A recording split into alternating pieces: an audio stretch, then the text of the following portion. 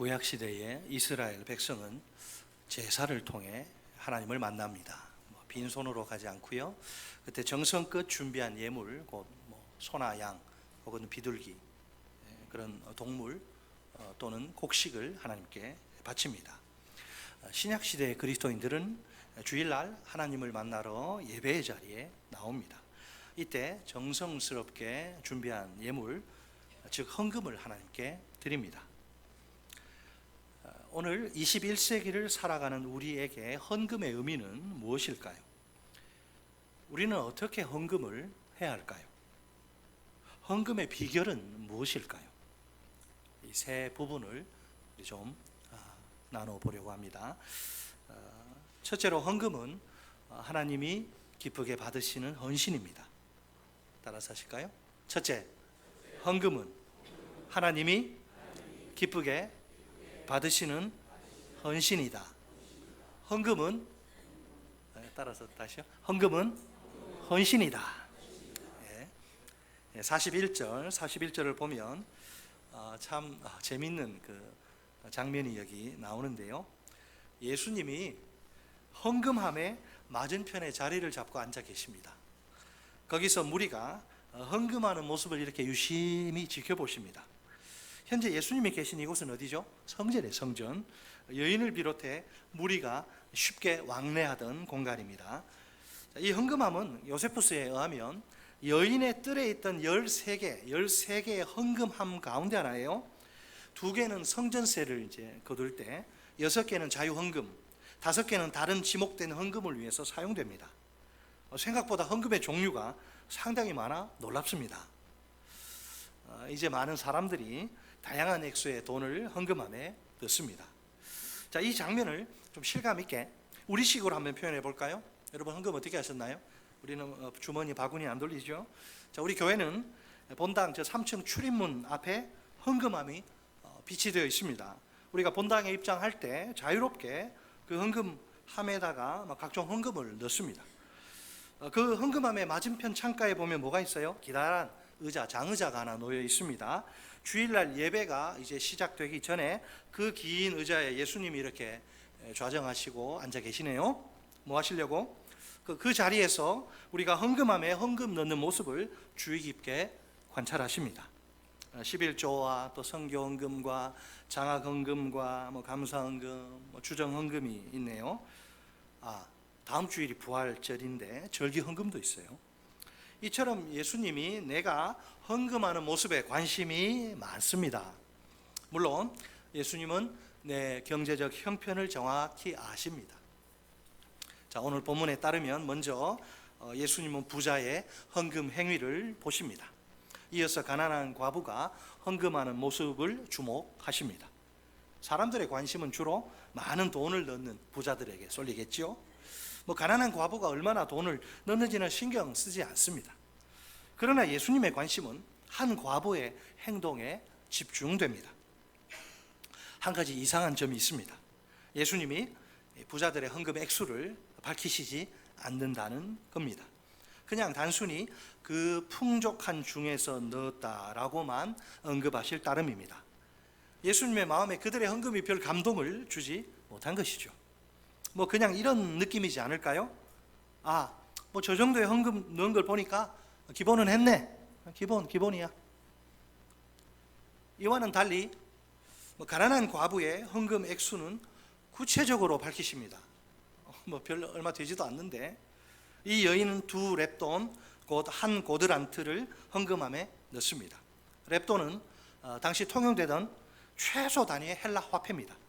말이 화폐지 지름이요 1cm도 채 안 되는 조그만 동전 한 입이에요. 동전. 로마 화폐로 치면 가장 작은 단위의 동전인 고드란트가 있는데 그것의 2분의 1, 하루 품삯이 데나리온인데 그것의 128분의 1입니다. 그렇다면 2렙돈은 하루 1당의 64분의 1에 불과합니다. 지극히 적은 액수가 틀림없어요. 그렇죠? 여러 부자들이 넣은 많은 헌금이라 그랬는데 여러 부자들이 넣은 많은 헌금과 비교하면 어떨까요? 금액상 너무도 보잘것없어서 비교하기가 민망할 정도입니다. 놀랍게도 43절에 따르면 예수님의 평가는 전혀 다릅니다. 자, 예수님이 중요한 말씀을 하실 때는 아멘 아멘 레고 수이, 내가 너희에게 진실로 진실로 이른다, 진실로 이른다 할 때는 여러분 거기 주목하셔야 됩니다. 굉장히 중요한 말씀하실 때 43절에 그것도 제자들 다 불러다가 이러십니다. 43절에서 내가 진실로, 진실이 아멘입니다. 내가 진실로 너희에게 이르노니 이 가난한 과부는 헌금함에 넣는 모든 사람보다 많이 넣었도다. 아멘. 이해가 됩니까? 이게 맞는 말입니까? 틀린 말입니까? 눈치 보지 마세요. 예수님 설마 틀렸으려고? 이 말이 틀린 거죠. 이게 무슨 말입니까 도대체? 설마 예수님이 사실을 왜곡하시진 않겠죠? 상식적으로 이게 도무지게 이치에 맞지 않는 말이라 이상합니다. 왜 예수님은 누구도 이해할 수 없고 받아들일 수 없는 말을, 이상한 말을 하시는 걸까요?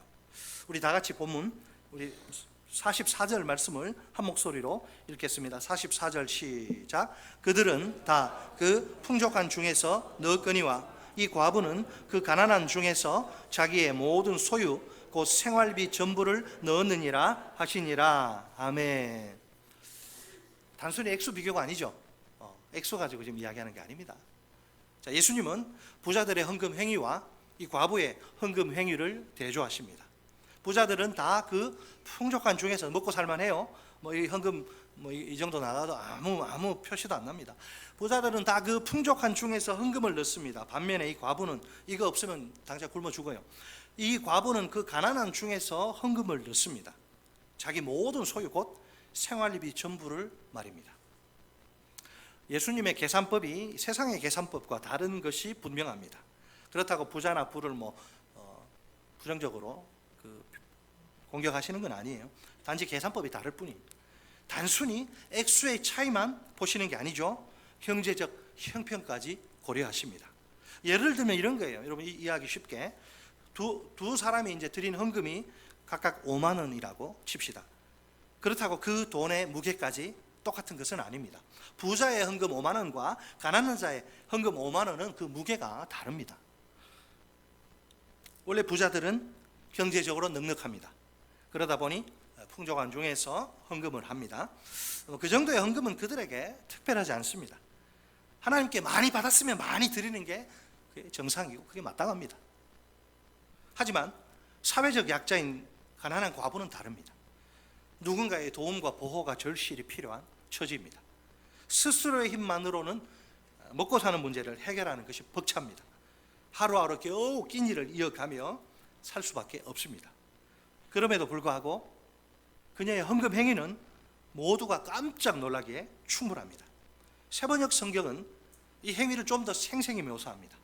이 과부는 가난한 가운데서 가진 것 모두 곧 자기 생활비 전부를 털어 넣었다. 그냥 넣은 게 아니라 탈탈 털어 넣었다. 자, 이 과부는 생활비가 가진 것 모두일 정도입니다. 아주 지독히도 가난한 거죠. 그런데도 전 재산인 자기 생활비 전부를 다 헌금함에 탈탈 털어 넣다니요. 아무런 대책도 없이 그 돈을 전부 하나님께 바치면 어떡합니까? 굳이 이렇게까지 할 필요가 있을까요? 2랩돈이면 한 랩돈은 딱 그냥 보관하고 내일 음식 해 먹어야지. 한 랩돈만 헌금함에 넣어도 되지 않을까요?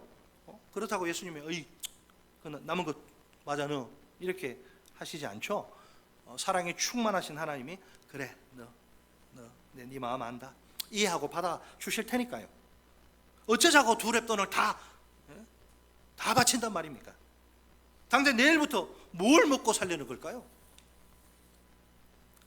이 시점에서 여러분 항상 성경을 읽으시다가 좀 상식하고 안 맞고 하는 이런 부분이 있으면 왜 자꾸 퀘스천 마크를 던지시면 묵상의 폭이 깊어집니다. 생명의 삶 3공부에서 그거 다 하는데요. 자, 이 시점에서 그러면 이게 좀 이상하거든요. 굉장히 이상하죠. 자연스럽게 떠오르는 질문이 하나 있습니다. 어떤 질문 우리가 던져야 돼요? 주님께 이 과부에게 던지는 질문. 이 과부가 지나쳐 보일 정도로 무리하게 헌금을 한 이유는 무엇일까요? 크게 2가지를 생각해 볼 수 있습니다. 자, 이걸 우리가 생각해야 돼요.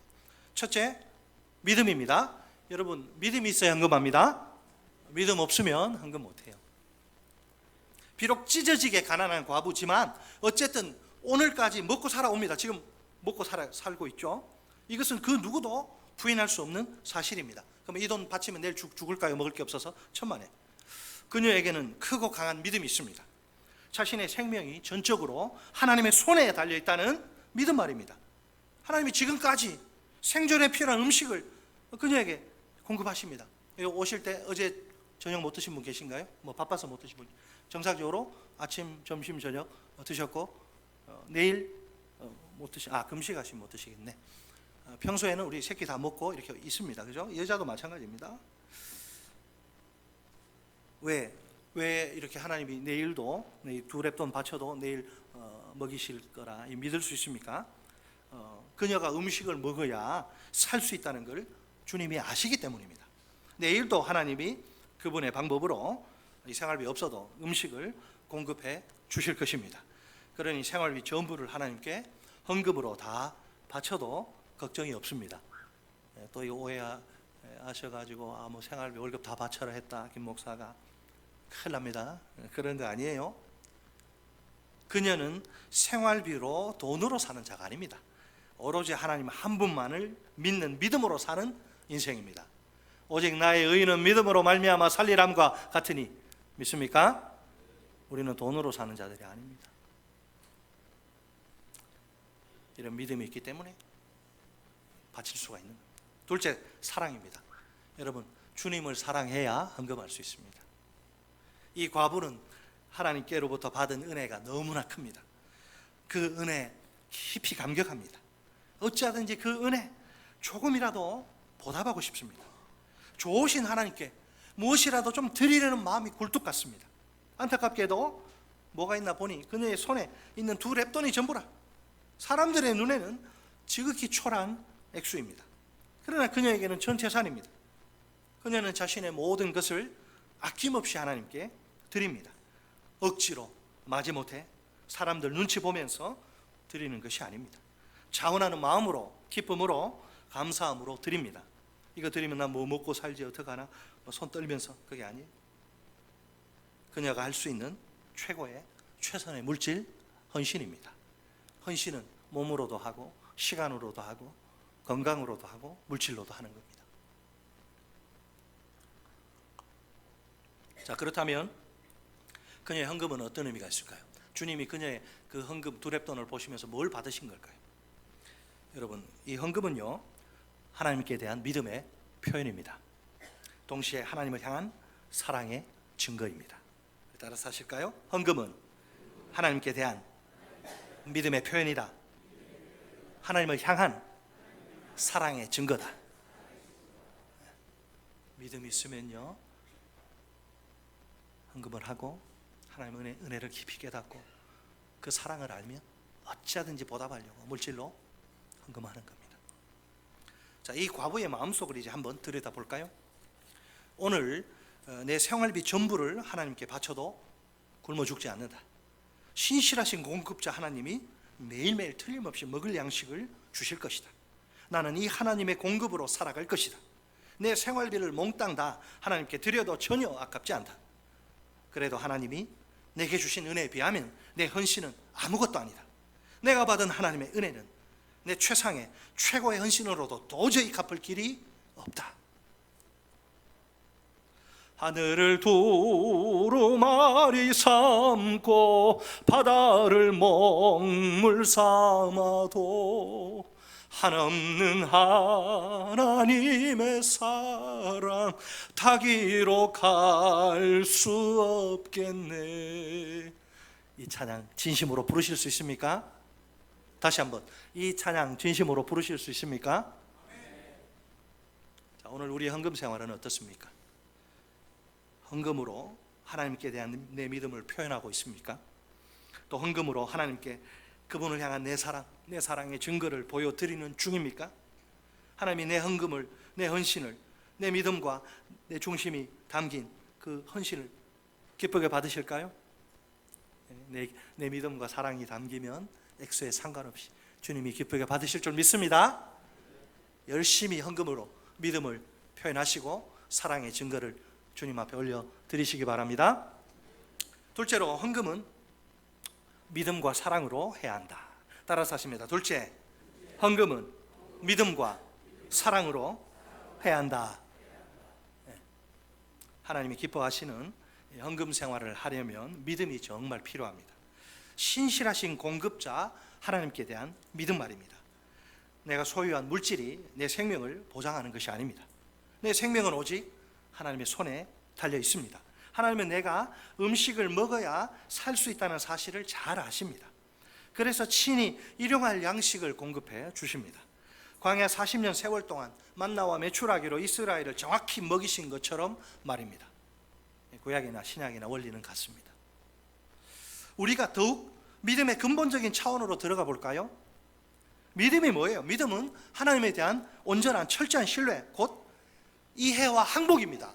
하나님을 내가 이해하고 항복하는 게 그게 믿음이에요. 믿음이란 여러분 오직 하나님 한 분만을 전적으로 철저히 신뢰하는 것입니다. 믿음은 하나님이 나의 생명과 존재의 출발이요 과정이요 완성임을 아는 거예요. 그래서 하나님께 두 손 두 발 다 들고서 완전한 항복을 선언합니다. 내 힘과 내 지혜로 뭘 한번 해보겠다는 생각 다 내려놓은 거죠. 한마디로 내 존재 전체를 전부 다 하나님께 던지는 것입니다. 그러니 세상 사람들은 믿음을 도박이라고 해요. 믿음을 가장 위험한 어리석은 도박이라고 손가락질합니다. 내일 일을 모른다는 측면에서는 뭐 그럴지도 모르죠. 사실은 믿음이란 하나님과 함께 떠나는 최고로 안전한 모험입니다. 과연 하나님 앞에서 헌금의 진정한 가치는 무엇으로 평가할 수 있을까요? 그 액수가 아니라 마음과 태도로 가능합니다. 어떤 마음과 어떤 태도? 믿음의 마음과 사랑의 태도로 말입니다. 자, 오늘도 우리 주님이 이 가난한 과부의 헌금에만 관심 있는 게 아니라 우리도 마찬가지예요. 오늘도 내가 여러분 헌금함에 헌금 넣고 들어오셨잖아요. 여기 오늘도 내가 헌금을 넣을 때 예수님은 저 장의자에서 우리 중심을 주의 깊게 보십니다. 내 경제적인 형편을 무시하시는 것은 절대로 아닙니다. 뭐 빚내서 대출 받아서 그런 건 아니에요. 형편을 정확하게 아시니까 거기서 최선. 각자가 자기 형편 가운데서 정말 부끄럽지 않도록 최선을 다하면 됩니다. 왜? 하나님은 다 아시니까. 무리하게 억지로 막 그렇게 빚내서 주님은 아니니까. 그런 거 여러분 조금도 걱정할 필요가 없습니다. 다만 이게 내 최선인가? 그건 이제 주님 앞에 이야기할 수 있어야죠. 자, 제가 여러분 스스로 한번 점검해 볼 수 있는 여러분 헌금 생활 점검해 볼 수 있는 한 가지 실제적 방법을 제안 드리겠습니다. 제가 말씀 준비하면서 기도하는데 이 생각이 났어요. 1년에 여러분 하나님께 드리는 여러분 헌금 총액 그리고 총 소득을 한번 놓고 비교해 보십시오. 자, 총 소득에서 헌금 총액이 차지하는 비중이 몇 퍼센트 정도나 될까요? 연말 정산용 기부금 여러분 떼시죠? 그 영수증 보시면 쭉 나옵니다. 그러면 한 달 평균 헌금 액수 계산할 수 있고요. 얼마인지 알 수 있습니다. 직접 눈으로 확인해 보시면 좋겠어요. 예, 우리 재정부 그 컴퓨터 안에 다 있죠. 누가 얼마 내고. 저도 확인을 한번 처음으로 해봤는데 좀 놀랐어요. 자, 두 가지 반응 중에 하나의 반응이 나타나지 않을까? 자기 헌금 내역 딱 계산해서 퍼센티지 나오면, 야, 내가 1년 동안 하나님께 드린 헌금이 겨우 이 정도밖에 안 되는가? 첫 번째 반응. 두 번째는 내 수입을 고려할 때 그래도 이 정도면 최선을 다했네. 이 두 가지. 야, 이거밖에 안 돼? 오, 수입 내 경제적 형편 보면 그래도 내 최선이네. 한번 해보시기 바랍니다. 네. 아주 뭐 실제적입니다. 딱 다 나옵니다. 증거가 있으니까.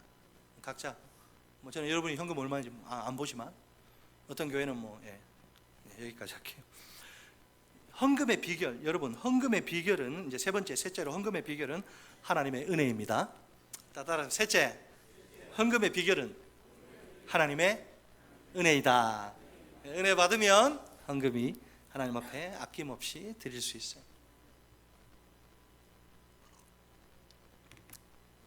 자, 헌금에 있어서 정말 한 가지 중요한 요소가 뭐냐? 하나님의 은혜입니다. 내가 최선을 다하기 위해선 하나님의 은혜가 절실히 필요합니다. 솔직히 하나님의 이 은혜 능력이 얼마나 위대한지 모릅니다. 상식적으로 도저히 이해할 수 없는 그런 행동을 낳기 때문입니다. 우리 어르신들 계시지만 예전에 뭐 성전 건축할 때 보면 그 우리 아가씨들이 뭐 시집 가려고 모아놓은 뭐 그 돈 뭐 다 이렇게 바치고, 지금 그렇게 하라는 의미는 아닙니다. 뭐 그런 아름다운 한국 교회 전통이 있습니다. 자기 재산 바치고 이런 것들이 뭐 지금은 그대로 요구할 수는 없지만, 하나님의 은혜의 능력은 정말 상상을 초월합니다. 은혜 받으면요, 정말 와 이거 어떻게 저러다가 어이구 괜찮나? 옆에서 걱정할 정도로. 대표적인 사례, 마게도냐 교회 성도들의 헌금, 물질 헌신입니다. 자, 오늘 본문은 책갈피에 놓으시고 고린도후서 8장으로 가겠습니다. 성경에 그런 증거가 있습니다.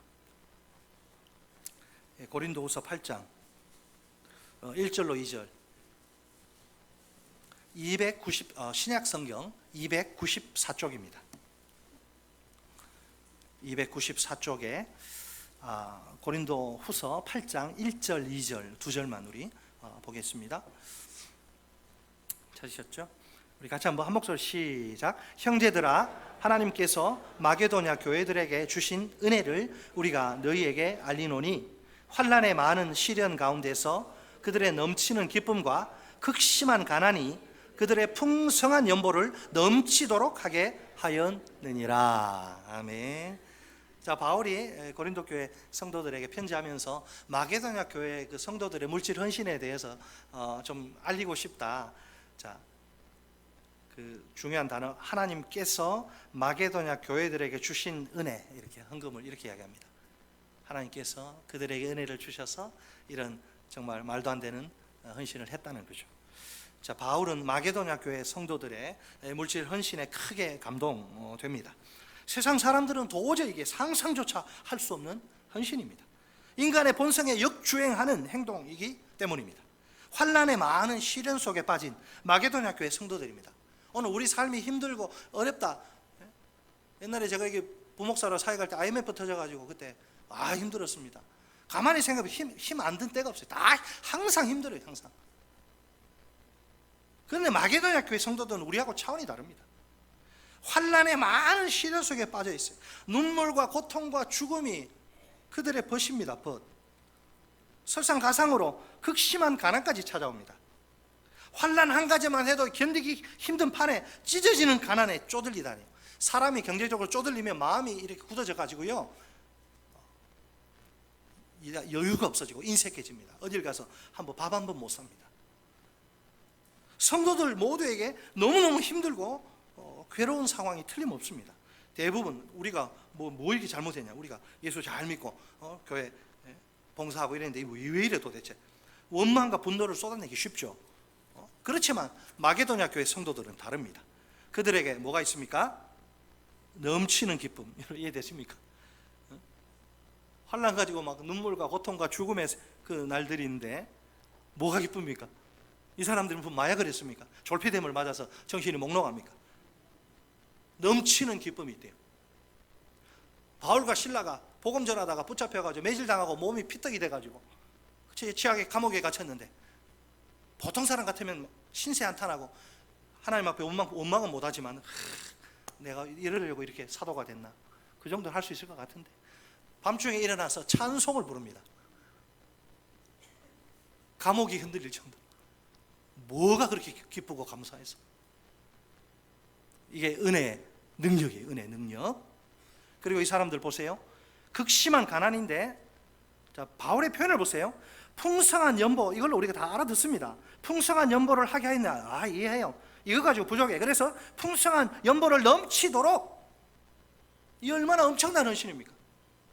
상식적으로 이게 말이 안 되는 행동입니다. 마치 E.T. 딴 세상에서 온 외계인들 같습니다. 무엇이 그들을 이렇게 만든 것일까요? 집단 무슨 최면에 걸렸습니까? 바울은 그 비결이 바로 하나님께서 그들에게 주신 하나님의 은혜라고 말합니다. 은혜는 하나님이 주시는 거예요. 주셔서 내가 받는 겁니다. 달란다고 주는 게 아니고 하나님이 주실 때 받는 거예요. 하나님의 은혜가 인간의 본성과 정면으로 충돌하는 물질 헌신을 낳은 거예요. 보통 사람 같으면 줄이고 또 줄이고 다 줄이고 음식 식비 빼고 다 당연히 이제 놀러 가는 거 돈 줄이고 그 다음에 또 뭐 줄입니까? 애들 과외 다 끊고 그러잖아요. 이 사람들 보세요. 그렇게 하지 않았어요. 여러분, 이런 물질 헌신은 결코 이게 쉬운 일이 아닙니다. 사실을 말하자면 사람의 힘으로 이게 불가능해요. 이런 일이. 근데 불가능을 가능으로 바꿔버리다니. 누가 불가능을 가능으로 바꿀 수 있습니까? 하나님만이, 위대하신 하나님만이 그분의 은혜, 강력한 파워를 통해서 불가능을 가능으로 바꾸신다 이 말이에요. 믿습니까? 자, 그런데 모든 헌신에는 공통적으로 놀라운 특징이 하나 있습니다. 그것이 물질이든 시간이든 건강이든 열정이든 다 마찬가지입니다. 아무리 헌신하고 또 헌신해도 전혀 아깝지 않다는 것입니다. 그 이유는 단 하나, 헌신의 대상이 하나님 우리 아빠이기 때문에, 하나님 아버지시기 때문입니다. 부모인 우리가 자녀에게 뭘 좋은 거 주죠. 뭐 좋은 거 줄 때 아까워하면서 손 벌벌 떱니까? 주고 싶지 않은데 막 울며 겨자 먹기로 줍니까? 정상적인 부모라면 절대로 있을 수 없는 일입니다. 사랑이 뭔지 그냥 아무 조건 없이 주고 또 주고 막 다 퍼주고, 결혼만 시키면 되는 거 같은데 결혼하고 또 퍼주고. 참 이상하게도 내가 못 입고 못 쓰는 거 괜찮은데 자기 자녀에게 주는 거, 어떤 데는 내가 쓰는 게 아까운데 자기 자녀에게 주는 건 하나도 아깝지 않습니다. 자, 아까운 분 한번 오른손 한번 들어보신다. 내 자식에게 막 주는데 아까워가, 아유 저 자식 내가 왜 낳아가지고 이렇게 말이야, 언제까지 내가 뒤치다거려야 되느냐, 그런 분 계신가요? 없죠. 부모 마음은 다 똑같은 거라. 자녀를 사랑하는 이 세상 모든 부모의 마음입니다. 그게 이제 우리 부모가 잘못하면 이제 이게 힘들 가능성이 크죠. 다 퍼주면 좀 조절을 해야 되는데 참 그게 쉽지 않아요. 저는 줄 것도 없지만 여러분, 하물며 온 우주에서 가장 선하신 하나님, 가장 선하신 하나님 아버지는 어떨까요? 자녀인 우리에게 내가 쟤한테 주냐 너무 아까워, 아이고 하는 걸 보니까 확 그냥 안 줘, 이게 아니고 온 우주에서 가장 선하신 우리 하나님 아버지, 자녀인 우리에게 제일 좋은 것을 아낌없이 주시겠죠? 네. 이미 자신의 전부인 독생자 예수님까지 내어주신 하나님 아버지이시니까요. 우리를 위한 최고의 헌신이요, 우리를 향한 최상의 헌신입니다. 우리가 이 하나님 아버지의 은혜와 사랑을, 그 십자가의 깊이를 깨달으면, 헌신을 깨달으면, 아버지의 헌신을 깨달으면 달라질 수 있습니다. 하나님 아버지께는 나도, 다른 사람은 몰라도 하나님 아버지께는 나도 내 최고의 것을, 최상의 것을 드릴 수 있습니다. 내 최고의 헌신으로, 내 최상의 헌신으로 그분께 나아갈 수 있다 이 말입니다.